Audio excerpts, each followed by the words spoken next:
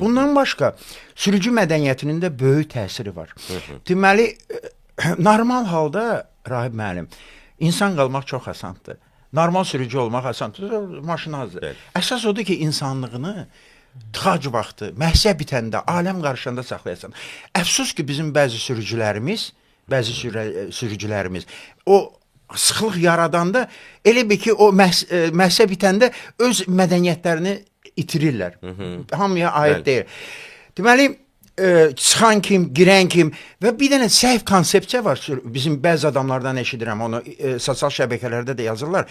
Deyir, Bakıda vəhşi kimi maşın sürməsən, sənə yol verməzlər. Bax, bu çox səhv, bu çox acınacaqlı, bu qəzalara aparan, fəlakətlərə aparan bir fikirdir. Amma bəzi insanların inanın ki, beynində bu var. Və axırıncı nə demək istəyirəm? Deməli, bax, o tıxacda insan qalmaq haqqında bəzilərindən gedir söhbət. Bir video mənim düşmüşdü. Yaponiyada 11 ballıq zəlzələdən sonra su kəsilib, bircə dənə krandan su gəlir və şəkil çəkilib yuxarıdan 5 kilometrlik bir-birinin dalıca bir-bir duran insanları göstəriblər. İnsanlar yaxınlarını itiriblər, insanlar evlərini itiriblər.